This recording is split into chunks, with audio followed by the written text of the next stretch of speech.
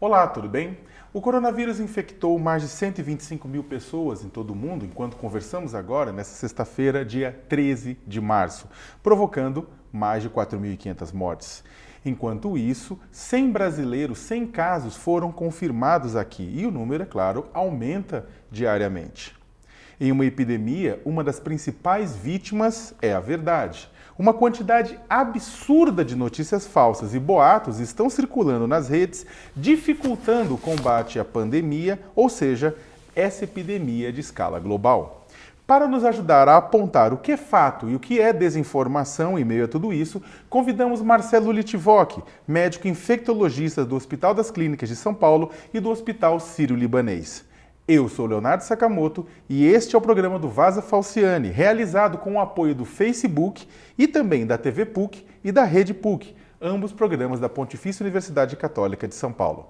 Tudo bem, Marcelo? Tudo bom, Sakamoto. Quero agradecer por ter vindo aqui para conversar com a gente, tirar dúvidas, porque em meio a toda essa confusão causada pelo coronavírus, surge muita desinformação, surge muito boato, muita mentira, e tem gente que acaba perdido nesse mar de lama, né? E aí, para começar, eu queria começar, antes de tocar nas fake news, propriamente dito, eu queria tratar contigo de algumas informações básicas do que é o coronavírus e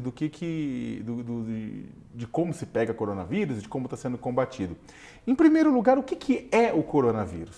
Bem, o coronavírus é um vírus de transmissão respiratória, né, de uma família de vírus que costumam ter ligação com contato com animais, há uma transformação desse vírus, ele começa a transmitir entre humanos, então é um vírus de transmissão interpessoal, de pessoa para pessoa, pela via respiratória. A via respiratória tem a ver com gotículas que a gente acaba expelindo enquanto fala, que vão para a mucosa oral, para a boca das outras pessoas, para o nariz das outras pessoas, e vão também para eventualmente para o ambiente, e a pessoa pode eventualmente se contaminar com esse tipo de vírus. Por que o coronavírus também é chamado de Covid-19?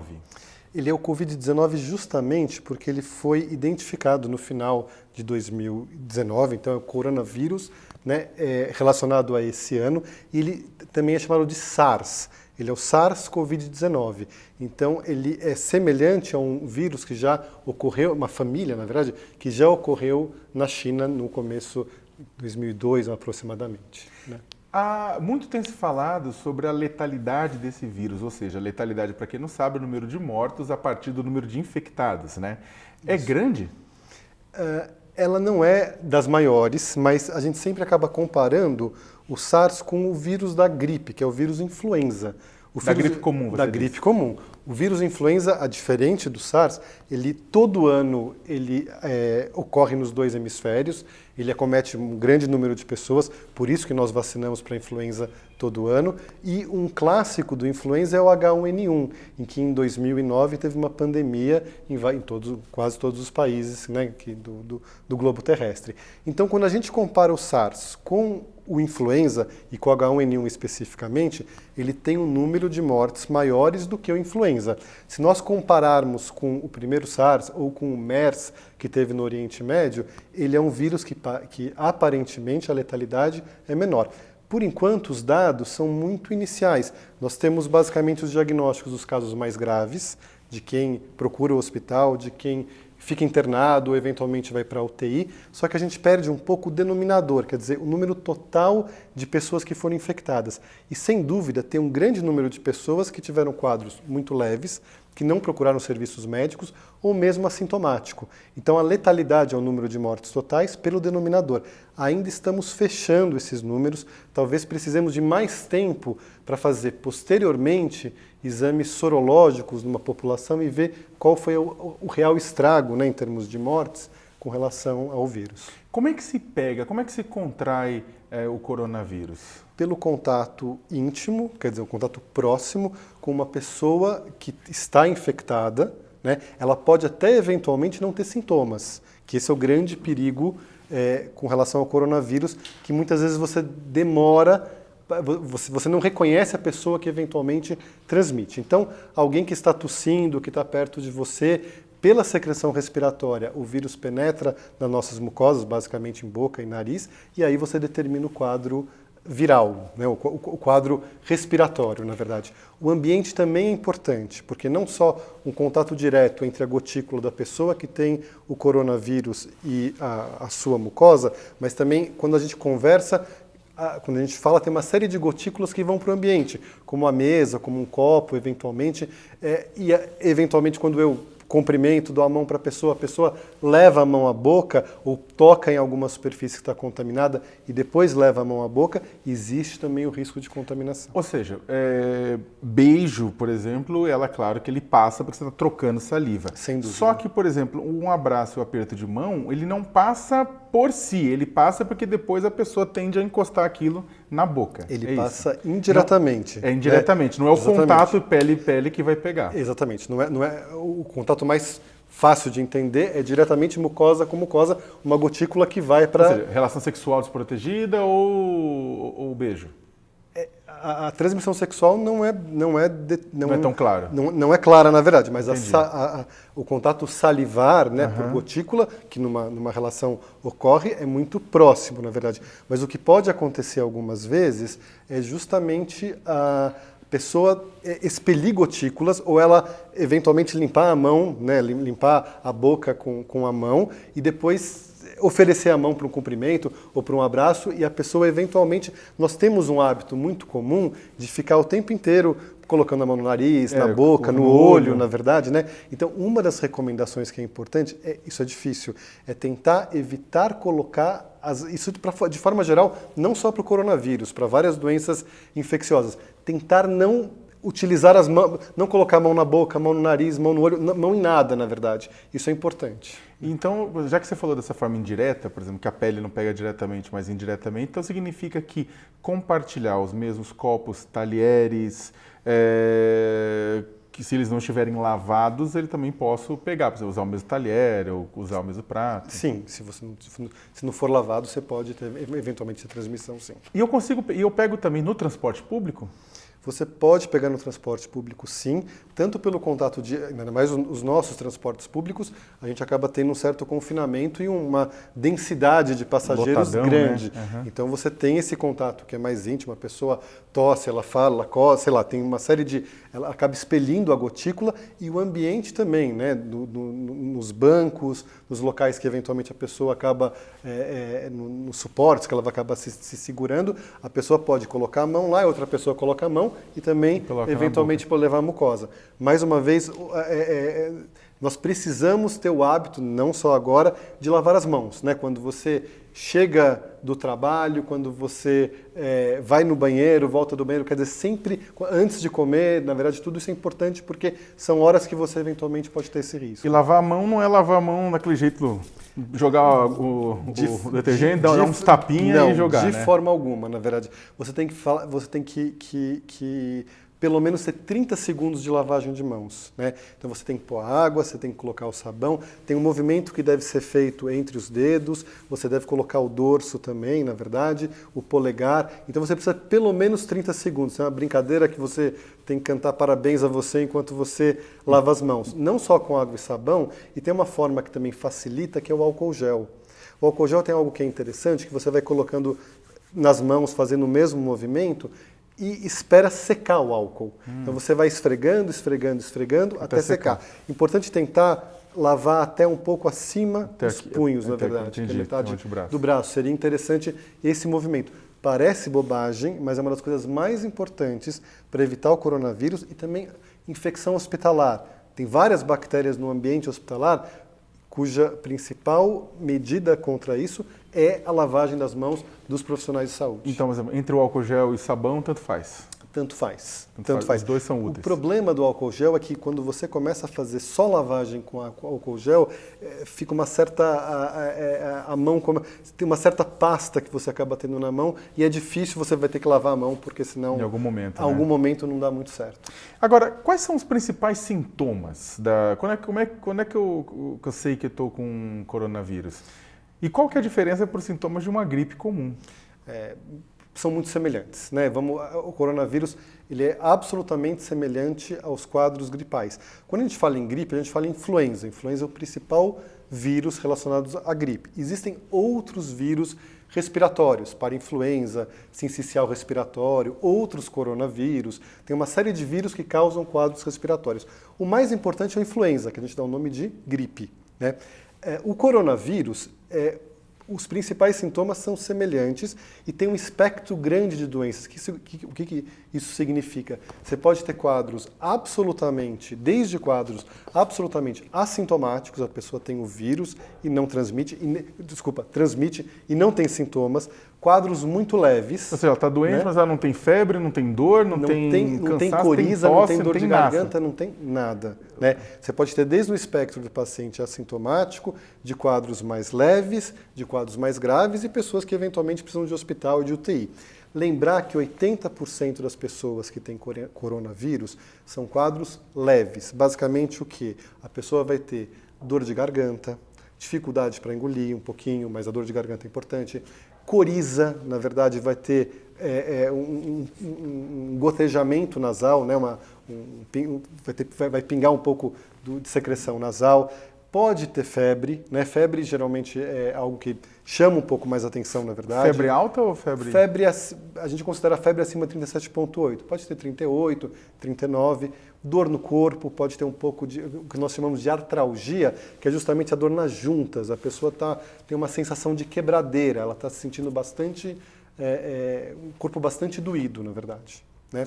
Então, boa parte das pessoas terá esses sintomas. E vejam, ela até se sente capaz de trabalhar. Quando ocorre febre, a febre dá uma certa indisposição, mas ela consegue fazer uma série de coisas, né? Somente 15% das pessoas começam a ter sintomas mais graves. E aí os sintomas mais graves são basicamente falta de ar, né? Desculpa, eu não falei da tosse. A tosse é importante, né? A tosse nem sempre tem muito catarro, ou quando tiver catarro tem um catarro claro, né? Aquele catarrão verde, assim? Não, isso não ocorre. O catarrão verde ele é muito mais sugestivo de um quadro bacteriano, de uma pneumonia bacteriana. No quadro do SARS, você acaba tendo, né, do Covid, você acaba tendo muito mais uma tosse clara, uma tosse seca ou com catarro em pouca quantidade mais claro. 80% tem basicamente esse quadro. 15% pode ter um quadro que é mais grave. E aí chama atenção uma febre que é mais persistente, uma febre que não passa. E além disso, a pessoa começa a ter falta de ar. Ou um cansaço que está muito além. Para subir uma escada ele tem falta de ar, para andar um pouco ele tem falta de ar. A gente tem que ficar muito atento, porque a maioria das pessoas, de crianças e jovens, né, e adultos até 60 anos de idade, terão esse quadro mais leve. Dificilmente vão ter quadros mais graves, né? Então a gente tem que ficar atento a quem tem mais do que 60 anos de idade ou algum problema grave de imunidade ou de saúde, né? E que problemas são esses?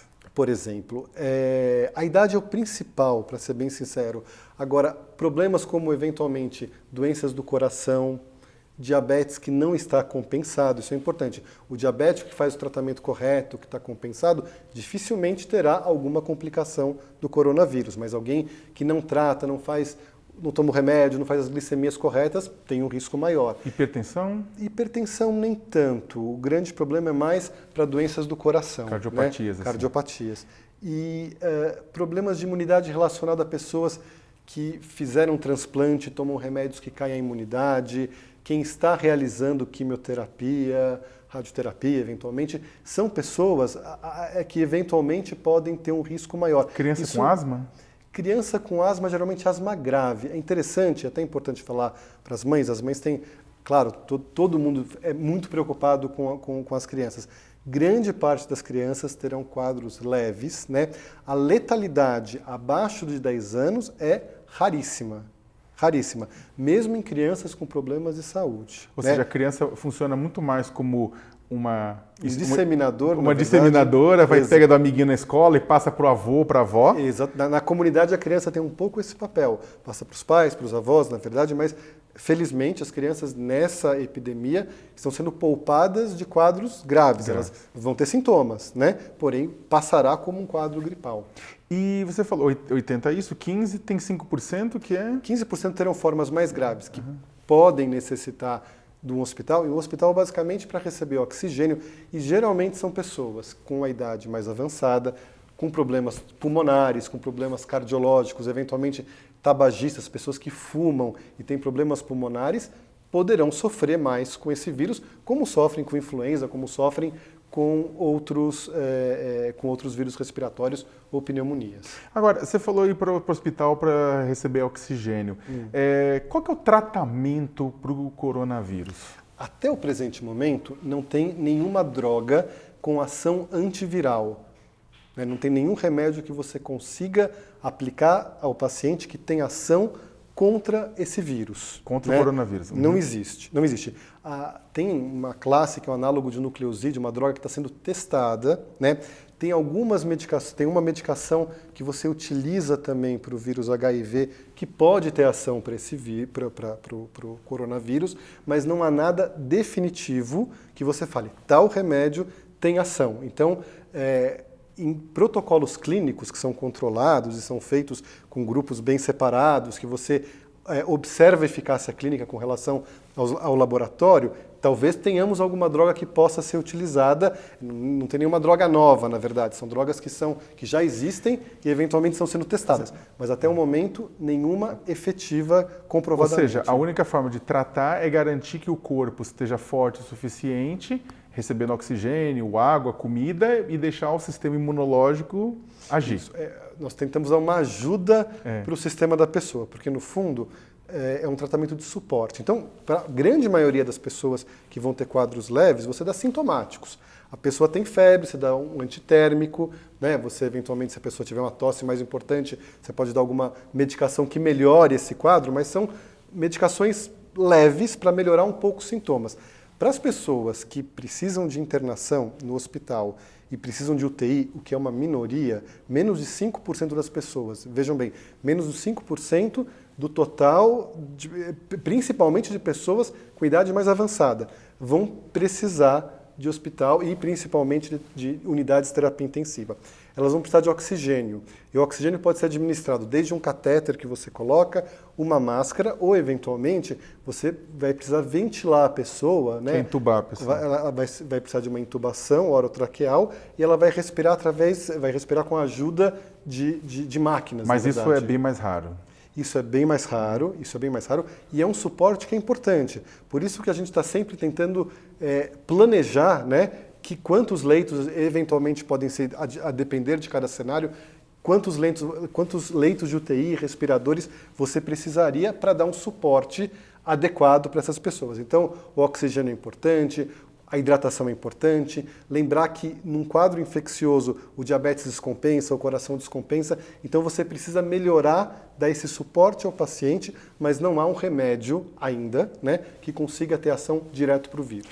E se não há um remédio, também tampouco há uma vacina, porque o remédio é para tratar depois que você pegou, a vacina é para evitar que você pegue, não há vacina também. Não há vacina, a vacina justamente a vacina tem o papel de prevenir, que é importante, a gente não sabe quanto tempo o vírus vai circular. Ele não há evidência de resistência ou de mutações, na verdade. A gente vai ter que esperar ele passar pelo mundo em vários locais do planeta, mas se nós tivermos uma vacina que consiga evitar novos casos, seria muito interessante. Porque o vírus não vai tirar simplesmente férias depois de passar, ele vai continuar girando por aí. Ele vai continuar disseminando em vários locais. E algumas coisas, as pessoas, por exemplo, têm corrido desesperadoramente para a farmácia e comprado estoques de caixas e caixas de máscara. Isso ajuda? Não é comprovado. Com relação à máscara, é uma coisa importante. A máscara é fundamental quando você está no hospital, né, no serviço médico. A equipe médica, a equipe de enfermagem, quem vai lidar diretamente com o paciente comprovadamente infectado ou com uma grande suspeita, esses profissionais usam máscara. E usam uma máscara diferente. Podem até utilizar uma máscara chamada cirúrgica, que é mais leve, e tem uma outra chamada N95, que é uma máscara mais elaborada, né? E você pode utilizar com maior proteção. Geralmente essa N95 é utilizada para os profissionais, a gente vê vários vídeos, né, na China, na Itália, com as pessoas utilizando até parece um escafandro, e tem uma máscara que muitos utilizam, que ela tem uma proteção maior. É justamente para quem cuida de pacientes dentro de unidades de terapia intensiva. Quando o paciente, você aspira, sai secreção, tem um risco maior de transmissão. Para a população em geral, muitas pessoas usam máscara e acham que estão protegidas. Isso máscara não é garantia de proteção. Não é garantia de proteção. Primeiro porque a máscara, essa normal cirúrgica, com o tempo você perde a eficácia. Ela começa a molhar e eventualmente ela perde essa barreira que te protegeria. Isso é uma coisa que é importante. Quem deveria usar máscara é o paciente que está certamente contaminado. Isso pode ser uma barreira de proteção contra outras pessoas. Então, você teria que trocar a máscara com uma velocidade maior, várias por dia, né?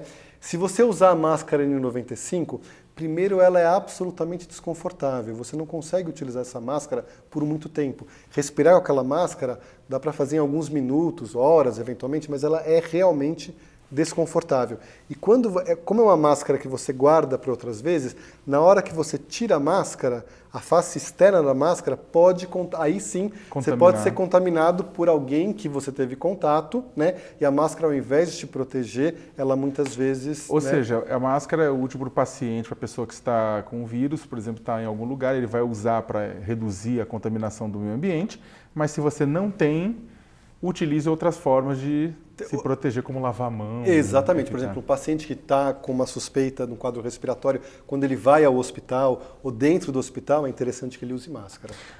Falando nisso, quanto tempo demora para o sintoma começar a aparecer depois de eu ter contato? Por exemplo, eu tive contato, eu estou contaminado, você teve contato comigo. Quanto tempo depois, tudo bem, tem alguns casos que fica assintomático e a pessoa nem percebe, mas nos casos que aparecem sintomas, eu sei que não é uma coisa cartesiana, preto no branco, mas em média, quanto tempo depois aparece? Pois é, então dado que a gente também está estudando e tendo cada vez mais comprovações com relação a isso. O período de incubação, que é o momento em que eu te contamino, né? Você tem contato com o vírus e começa a ter sintomas da doença, pode demorar em média 5 dias, isso ocorre em média 5 dias, pode ser um pouco antes ou um pouco depois, e no máximo 14 dias.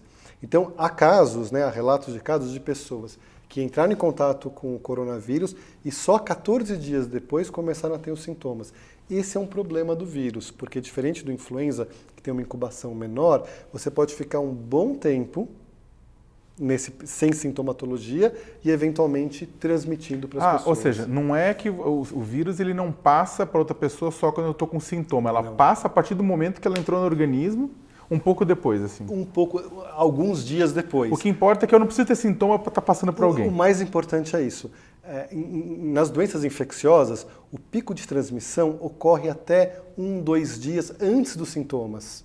Né? Então isso pode ocorrer anteriormente. Como você pode ter 14 dias até o começo, até 14 dias, em média 5, até o começo da sintomatologia, eventualmente você pode transmitir para outras pessoas sem nenhum alarde, sem nenhum sinal. Que foi o caso, provavelmente, do próprio secretário de comunicação do governo, Jair Bolsonaro, que estava junto do governo Trump, na comitiva, né, com o governo Trump, cumprimentando todo mundo, convivendo com todo mundo, ele não sabia dos sintomas, veio a saber depois, e é por isso que leva as pessoas que tiveram contato com ele, tanto do governo brasileiro quanto do governo norte-americano, a necessidade de fazer exames, né?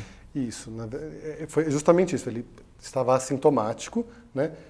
Transmitiu, pode ter transmitido provavelmente, e só depois ele foi começar a ter os sintomas. Entendi. Né? E a outra pergunta que as pessoas... Agora, uma coisa que é interessante, testar pessoas no momento que elas estão assintomáticas tem um valor relativo.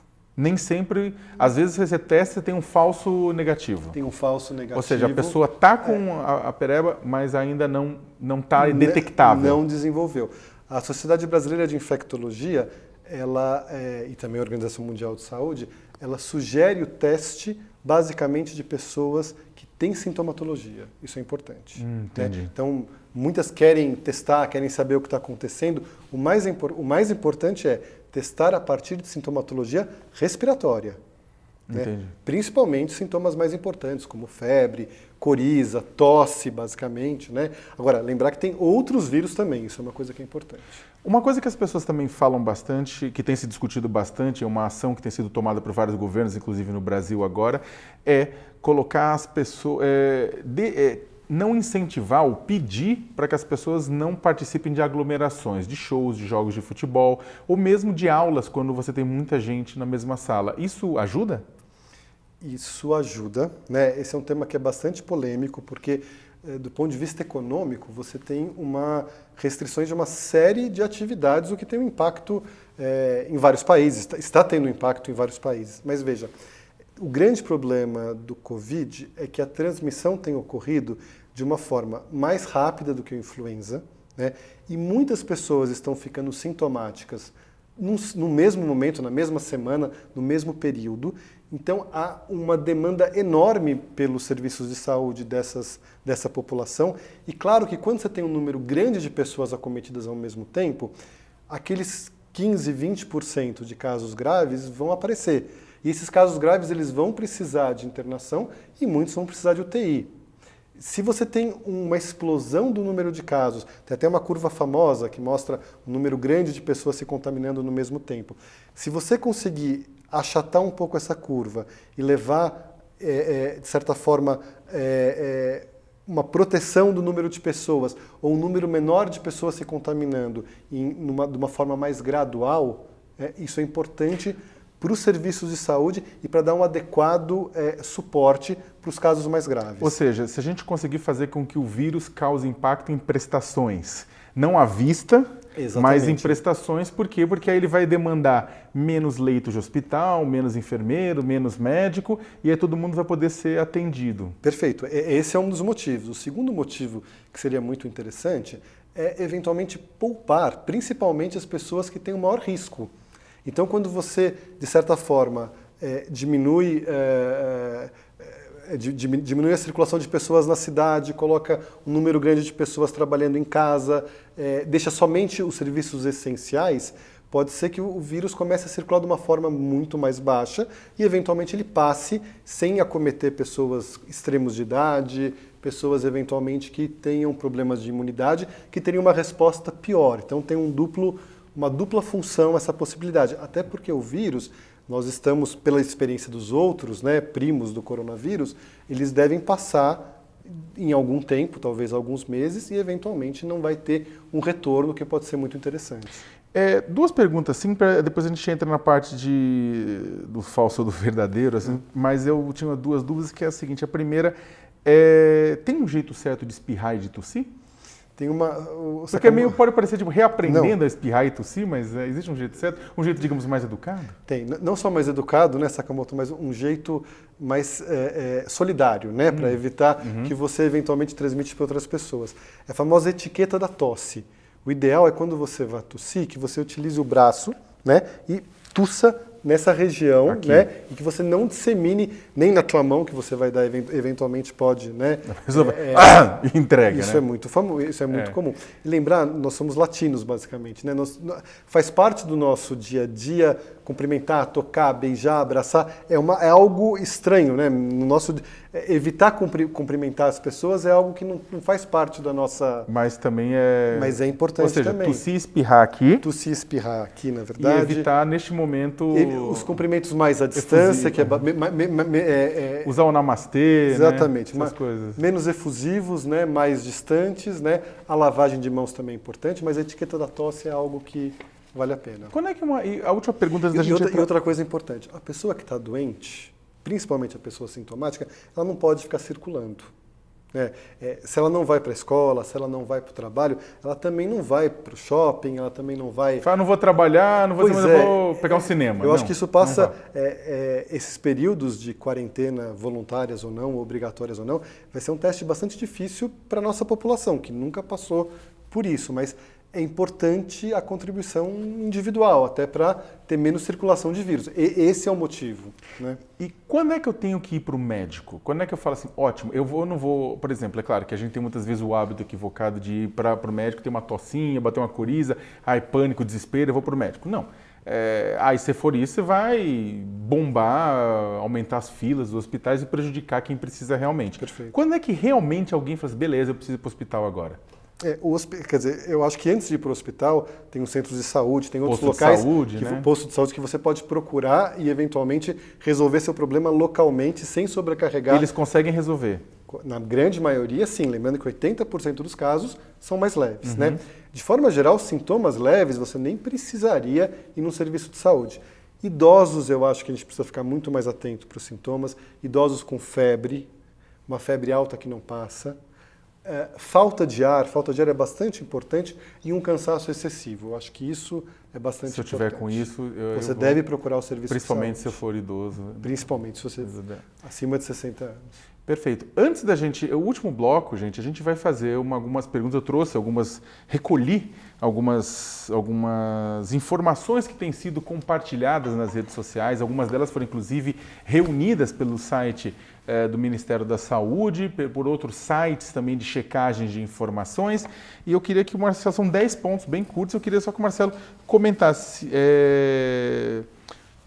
Por que isso não é verdade? Né, digamos, são 10 mentiras, isso é bem claro, assim. Só que por que não é verdade e por que está de uma forma bem objetiva?